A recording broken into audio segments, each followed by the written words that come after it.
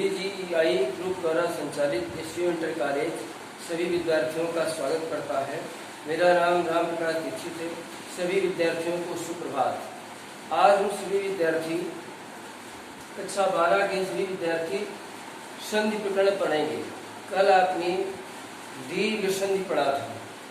आज स्वर संधि के अंतर्गत आने वाली दूसरी संधि गुण संधि को हम सभी विद्यार्थी ध्यान से पढ़ेंगे और समझने का प्रयास करेंगे कि इस संधि के अंतर्गत किस तरह से नए नए शब्दों का निर्माण होता है। यही विषय मुख्य है। अब आइए अब हम पढ़ते हैं गुण संधि। गुण संधि किसे कहते हैं और वो है क्या है? तो सबसे पहले इस संधि का सूत्र है आद्वा सूत्र है। और इसका नियम क्या है? नियम है यदि आ अथवा बड़ा के बाद ये ह्रस्व और दीर्घ है के बाद ई उ री व री आ जाए तो उनके स्थान पर आ के स्थान पर ए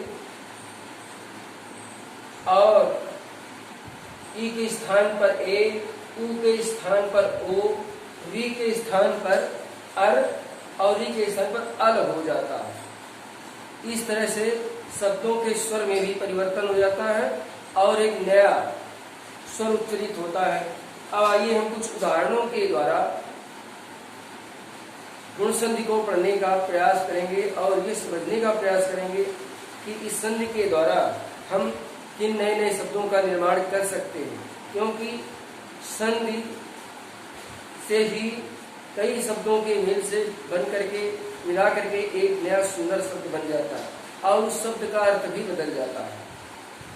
और हिंदी साहित्य के पढ़ने वाले विद्यार्थियों के लिए ये बहुत ही अनिवार्य विषय। शब्दों का निर्माण अधिकतर संधियों के द्वारा ही नए शब्दों का निर्माण होता है। अब हम आते हैं गुण संधि के अंतर्गत किस तरह से शब्दों का निर्माण करते हैं। जैसे शब्द दिया गया उपेंद्र, तो ये दो शब्दों के मेल से बड़ा करना है। ऊपर धन इंद्र,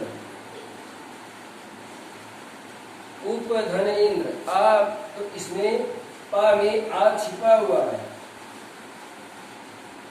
इंद्र छोटी की मात्रा है। अब आ और ई के मिलने से ओ शब्द बन जाता है, ओ वर्ण बनता है, तो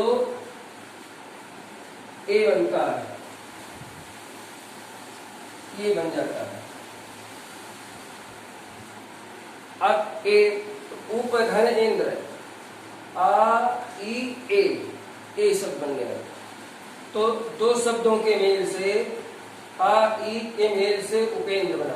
दूसरा शब्द सुरेंद्र, सुर धन इंद्र। अब यहां भी सुर में रा में आ मिला हुआ है, जुड़ा हुआ है। आ धन इंद्र, तो इंद्र में ई, ये आ और ई के मिलने से ए बन गया, तो सूर्य धन इंद्र अर्थात सुरेंद्र। ठीक इसी प्रकार से दूसरा शब्द है परोपकार, पर धन उपकार, दूसरों का कल्याण, तो पर धन उपकार। अब यहां पर आ धन उ, दो स्वरों का मेल हो गया, तो आ और उ के मिलने से बन गया उ, तो पर धन उपकार, आ उ बन गया अर्थात परोपकार। फिर अगला शब्द सूर्योदय, सूर्य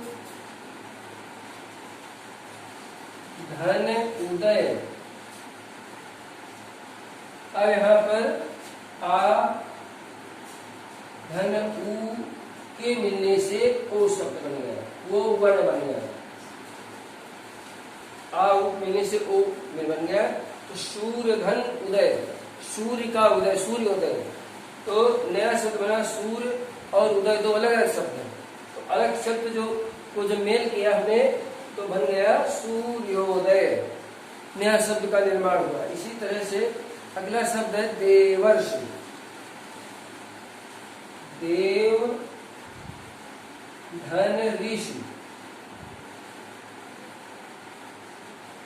देव धन ऋषि, देवर्षि। अब इसमें दो शब्दों का मेल है, तो दो शब्दों के मेल होने से आ धन री, आ और री के मिलने से अर बन गया, अर।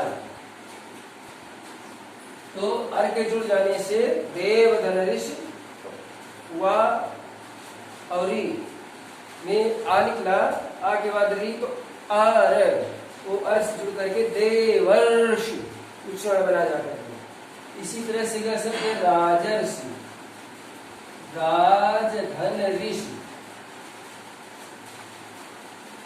इसमें भी इसी प्रकार का है, आ धन री बराबर अर,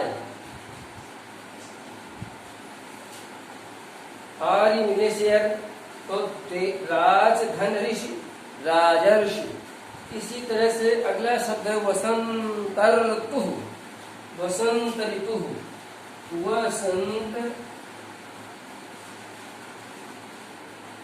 धन ऋतु। अब दोनों के मिलने से आ धन री के मिलने से अर बन गया। तो वसंत ऋतु, वसंत ऋतु। इस तरह से इस पुस्तक में और भी 10, 15, 20 शब्द है गुण संधि के दिए हुए हैं। आप लोग इस विषय को अपनी पुस्तक के द्वारा जो प्रमुख प्रमुख शब्द हैं उन शब्दों को छांट करके और समझते हुए इसमें लिखने का प्रयास करेंगे। आज का पाठ यहीं से समाप्त होता है और आप लोग इनको ध्यान पर से पढ़ने का ही प्रयास करेंगे। पढ़ने के साथ समझना भी बहुत जरूरी है, इसलिए इसी से छाड़कर प्रमुख 10 शब्द आप अपनी कॉपी पर लिखेंगे और समझेंगे। ओम शम, यहीं से पाठ समाप्त होता है।